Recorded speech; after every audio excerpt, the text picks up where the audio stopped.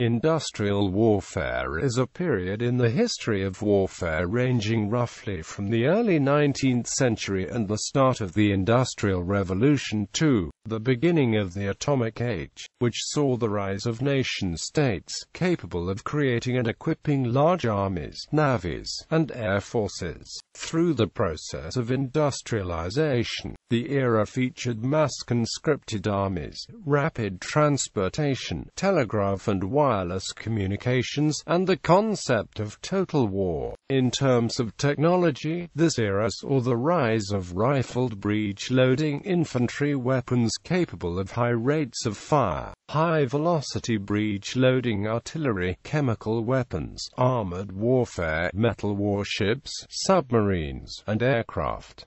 Total war. One of the main features of industrial warfare is the concept of total war. The term was coined during World War I by Erich Ludendorff, which called for the complete mobilization and subordination of all resources, including policy and social systems, to the German war effort. It has also come to mean waging warfare with absolute ruthlessness, and its most identifiable legacy today has been the reintroduction of civilians and civilian infrastructure as targets in destroying the enemy's ability to engage in war. There are several reasons for the rise of total warfare in the 19th century.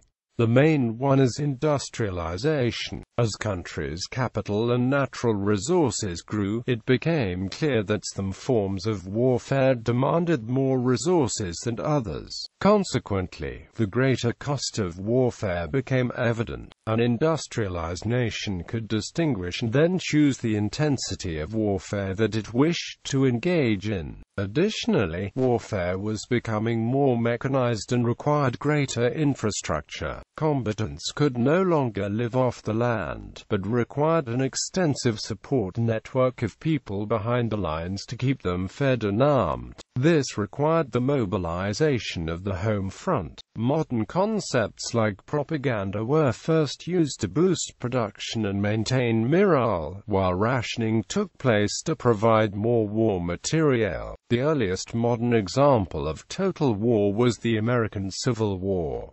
Union Generals Ulysses S. Grant and William Tecumseh Sherman were convinced that, if the North was to be victorious, the Confederacy's strategic, economic, and psychological ability to wage war had to be definitively crushed. They believed that to break the backbone of the South, the North had to employ scorched earth tactics, or as Sherman called it, hard war. Sherman's advance through Georgia and the Carolinas was characterized by widespread destruction of civilian supplies and infrastructure. In contrast to later conflicts, the damage done by Sherman was almost entirely limited to property destruction. In Georgia alone, Sherman claimed he and his men had caused $100 million in damages. Conscription. Conscription is the compulsory enrollment of civilians into military service. Conscription allowed the French Republic to form La Grande Armée, what Napoleon Bonaparte called the nation in arms, which successfully battled European professional armies. Conscription, particularly when the conscripts are being sent to foreign wars that do not directly affect the security of the nation, has historically been highly politically contentious in democracies. For instance, during World War I, bitter political disputes broke out in Canada, Newfoundland, Australia, and New Zealand over conscription. Canada also had a political dispute over conscription during World War II. Both South Africa and Australia put limits on where conscripts could fight in World War II. Similarly, mass protests against conscription to fight the Vietnam War occurred in several countries in the late 1960s.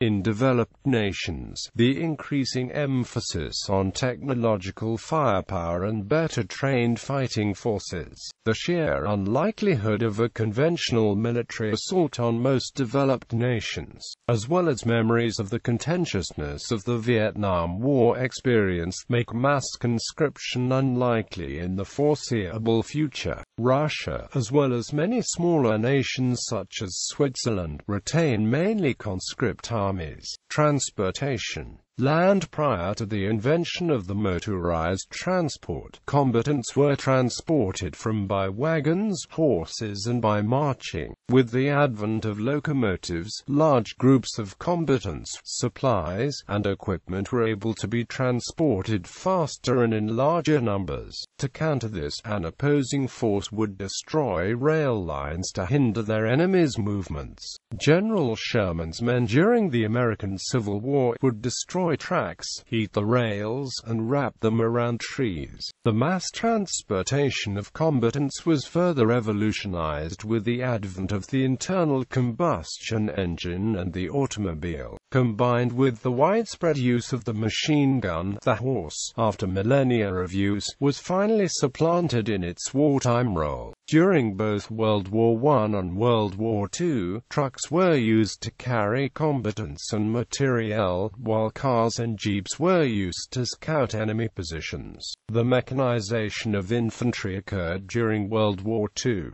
The tank, a product of World War I invented by the British to break through trenches while withstanding machine gun fire, while discounted by many, came into its own. Tanks evolved from thin-skinned, lumbering vehicles into fast, powerful war machines of various types that dominated the battlefield and allowed the Germans to conquer most of Europe. As a result of the tank's evolution, a number of armored transport vehicles appeared, such as armored personnel carriers and amphibious vehicles. After the war ended, armored transports continued to evolve. The armored car and train declined in use, largely becoming relegated to military and civilian use as transportation for VIPs. Infantry fighting vehicles rose to prominence with the creation of the Soviet BMP-1.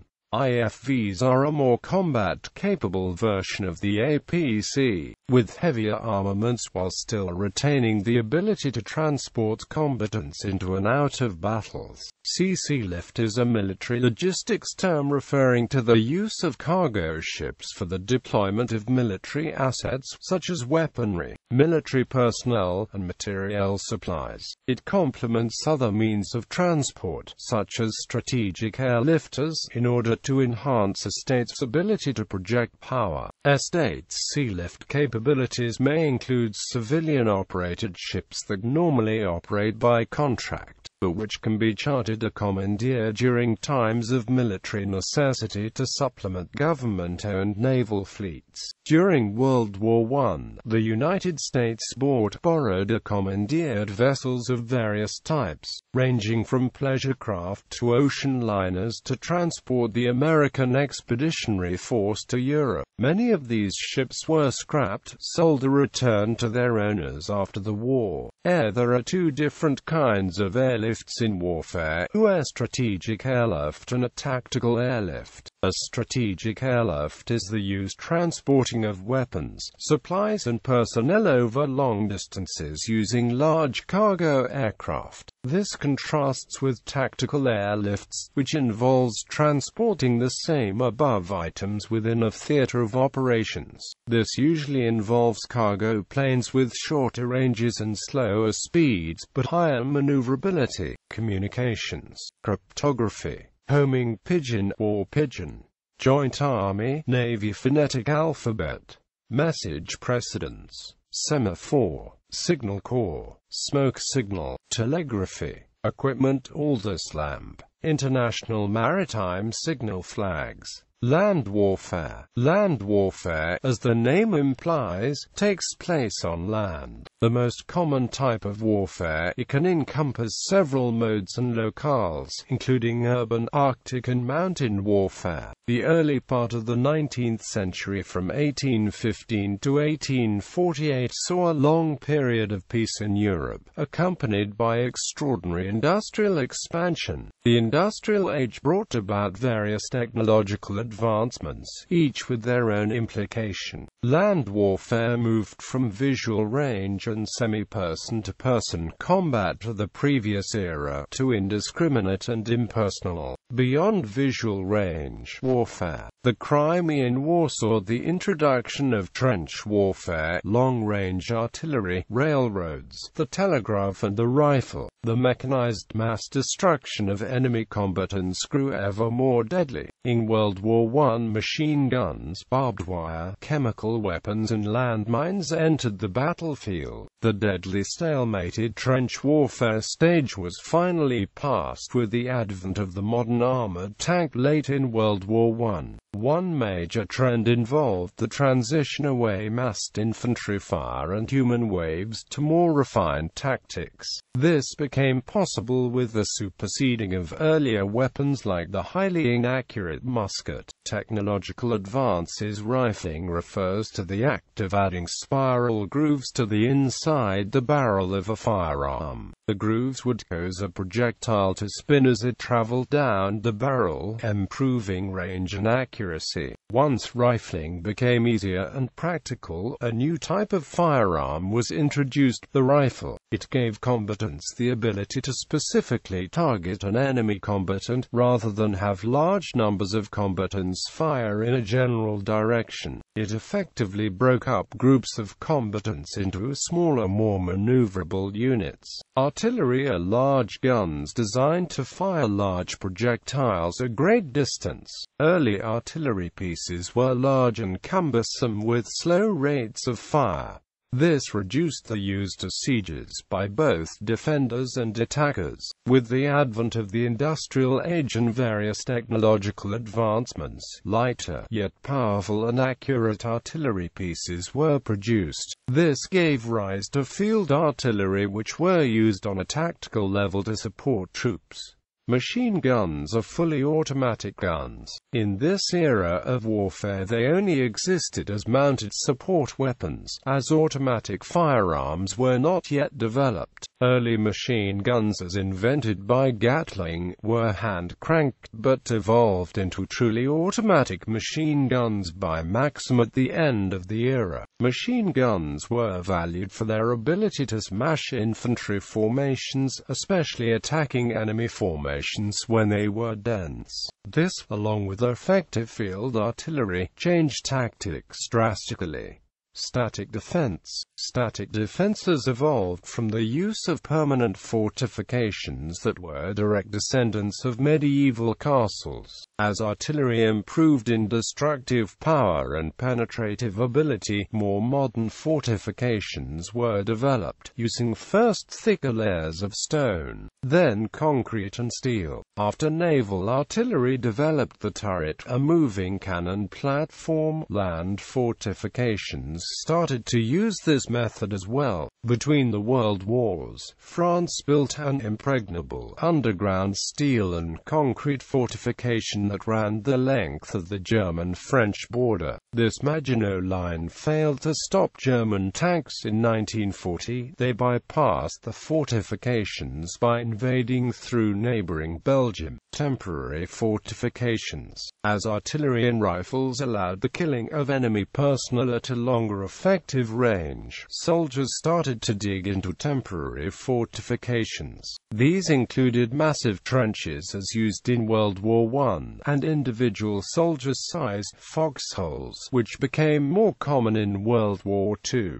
Maneuver warfare. Maneuver had existed throughout military history, from soldiers marching on the field to using horses in cavalry formations. It was not until the advent of mechanized transport over unprepared terrain, such as fields and deserts, using tanks and armored vehicles, that maneuver warfare became feasible. First used by the German army in Poland and France in World War II. Blitzkrieg or Lightning War saw whole armies move rapidly on tracked and armored fighting vehicles. During the war, airborne movement was used, with soldiers dropped to the battlefield by parachute by both the Germans and the Allies. After World War II, developments in helicopters brought a more practical way to transport troops by air. armored warfare, blitzkrieg, deep operations, naval warfare, ironclads and dreadnoughts. The period after the Napoleonic Wars was one of intensive experimentation with new technology. Steam power for ships appeared in the 1810s.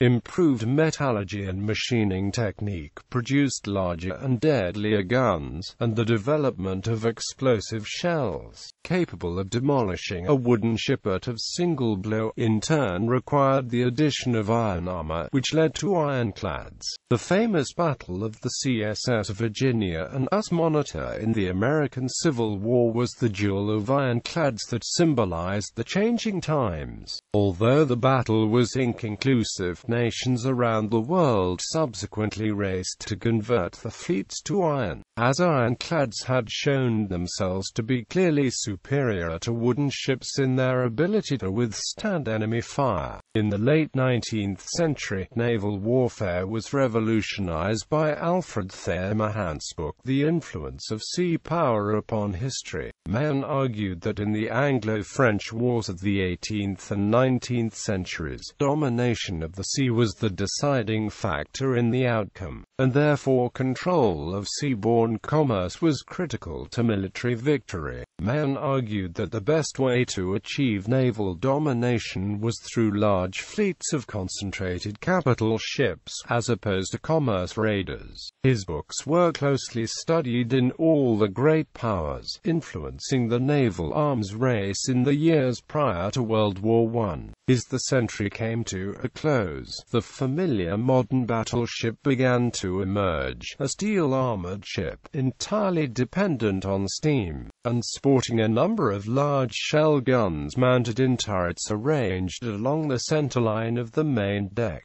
The ultimate design was reached in 1906 with HMS Dreadnought, which entirely dispensed with smaller guns, her main guns being sufficient to sink any existing ship of the time. The Russo-Japanese War, and particularly the Battle of Tsushima in 1905, was the first test of the new concepts, resulting in a stunning Japanese victory and the destruction of dozens of Russian ships. World War I pitted the old Royal Navy against the new Navy of Imperial Germany, culminating in the 1916 Battle of Jutland. Following the war, many nations agreed to limit the size of the fleets in the Washington Naval Treaty and scrapped many of the battleships and cruisers. Growing tensions of the 1930s restarted the building programs, with even larger ships than before. The Japanese battleship Yamato, launched in 1941, displaced 72,000 tons and mounted 18-inch guns. This marked the climax of big gun warfare, as aircraft would gradually play a larger role in warfare. By the 1960s,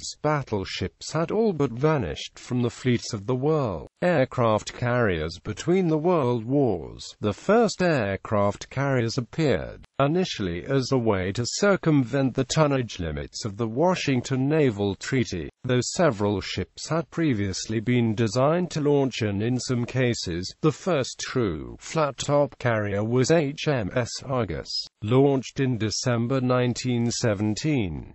By the start of World War II, aircraft carriers typically carried three types of aircraft: torpedo bombers, which could also be used for conventional horizontal bombing, and reconnaissance dive bombers, also used for reconnaissance, and fighters for fleet defense and bomber escort duties. Because of the restricted space on aircraft carriers, these aircraft were almost always small, single-engined warplanes. The first true demonstration of naval air power was the victory of the Royal Navy at the Battle of Taranto in 1940, which set the stage for Japan's much larger and more famous attack on Pearl Harbor the following year. 2 days after Pearl Harbor, the sinking of HMS Prince of Wales and HMS Repulse marked the beginning of the end for the battleship era. Following World War II, aircraft carriers continued to remain key to navies throughout the latter 20th century, moving in the 1950s to jets launched from supercarriers, behemoths which could displace as much as 100,000 tons.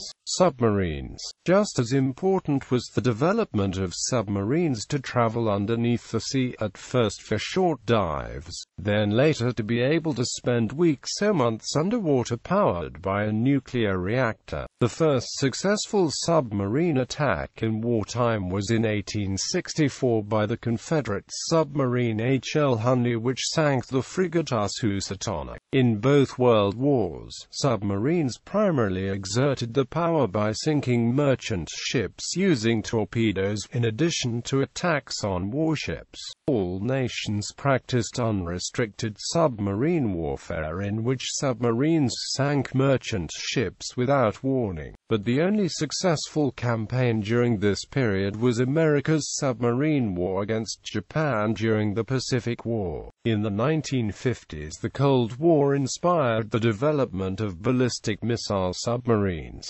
each one loaded with dozens of nuclear-armed missiles and with orders to launch them from sea should the other nation attack. Aerial warfare. The first use of airplanes in war was the Italo-Turkish War of 1911, when the Italians carried out several reconnaissance and bombing missions. During World War I, both sides made use of balloons and airplanes for reconnaissance and directing artillery fire. To prevent enemy reconnaissance, some airplane pilots began attacking other airplanes and balloons, first with small arms carried in the cockpit, and later with machine guns mounted on the aircraft.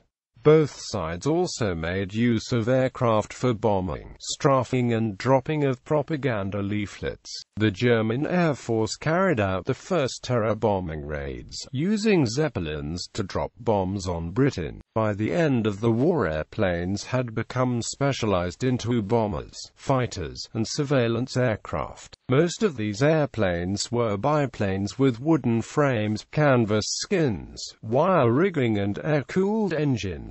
Between 1918 and 1939, aircraft technology developed very rapidly. By 1939, military biplanes were in the process of being replaced with metal-framed monoplanes, often with stress skins and liquid-cooled engines. Top speeds had tripled, altitudes doubled, ranges and payloads of bombers increased enormously. Some theorists, most famously Hugh Trenchard and Giulio Douret, believed that aircraft would become the dominant military arm in the future, and argued that future wars would be won entirely by the destruction of the enemy's military and industrial capability from the air. This concept was called strategic bombing. Douret also argued in The Command of the Air that future military leaders could avoid falling into a bloody World War I-style trench stalemates by using aviation to strike past the enemy's forces directly at the vulnerable civilian population, which Douret believed would cause these populations to rise up in revolt to stop the bombing. Others, such as Billy Mitchell, saw the potential of air power to neutralize the striking power of naval surface fleets. Mitchell himself proved the vulnerability of capital ships to aircraft was finally in 1921 when he commanded a squadron of bombers that sank the ex-German battleship SMS Ostfriesland with aerial bombs.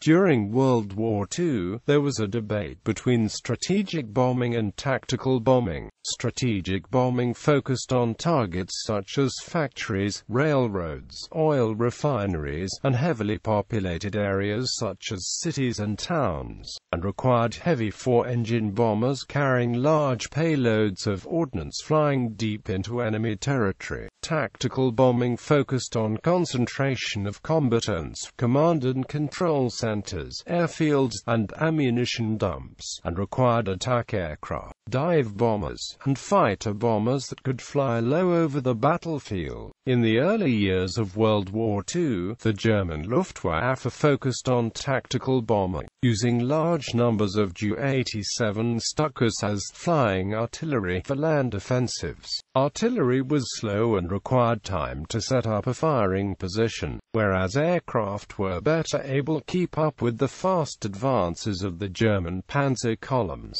Close air support greatly assisted in the successes of the German army in the Battle of France. It was also important in amphibious warfare, where aircraft carriers could provide support for soldiers landing on the beaches. Strategic bombing, by contrast, was unlike anything the world has seen before or since. In 1940, the Germans attempted to force Britain to surrender through attacks on its airfields and factories, and then on its cities in the Blitz in what became the Battle of Britain, the first major battle whose outcome was determined primarily in the air. The campaigns conducted in Europe and Asia could involve thousands of aircraft dropping tens of thousands of tons of munitions over a single city. Military aviation in the post-war years was dominated by the needs of the Cold War. The post-war years saw a rapid conversion to jet power, which resulted in enormous increases in speeds and altitudes of aircraft. Until the advent of the intercontinental ballistic missile, major powers relied on high-altitude bombers to deliver the newly developed nuclear deterrent. Each country strove to develop the technology of bombers and the high-altitude fighters that could intercept them. The concept of air superiority began to play a heavy role in aircraft designs for both the United States and the Soviet Union. The end of industrial warfare. Nuclear warfare. The use of nuclear weapons first came into being during the last months of World War II,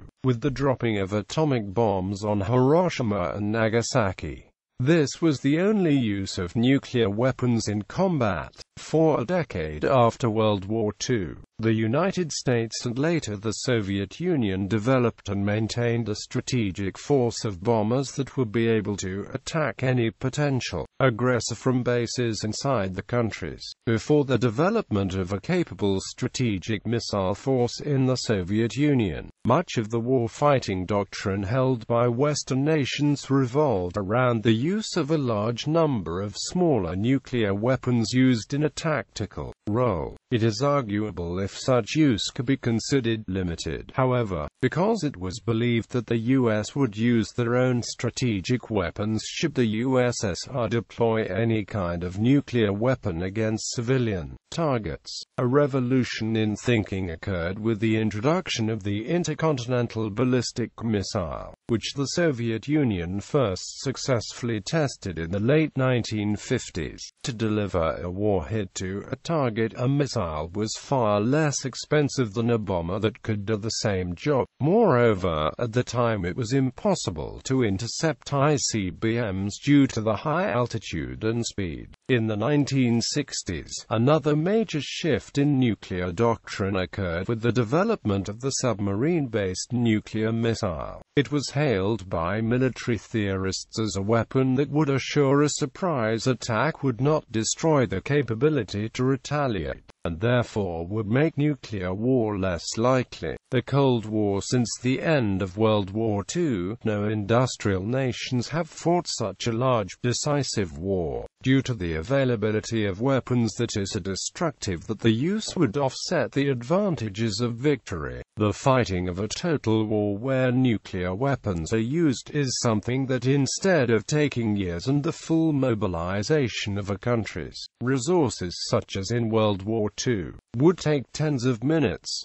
Such weapons are developed and maintained with relatively modest peacetime defense budgets. By the end of the 1950s, the ideological standoff of the Cold War between the Western world and the Soviet Union involved thousands of nuclear weapons being aimed at each side by the other. Strategically, the equal balance of destructive power possessed by each side's situation came to be known as mutually assured destruction. The idea that a nuclear attack by one superpower would result in nuclear counterstrike by the other. This would result in hundreds of millions of deaths in a world where, in words widely attributed to Nikita Khrushchev, the living will envy the dead. During the Cold War, the superpowers sought to avoid open conflict between the respective forces, as both sides recognized that such a clash could very easily escalate and quickly involve nuclear weapons.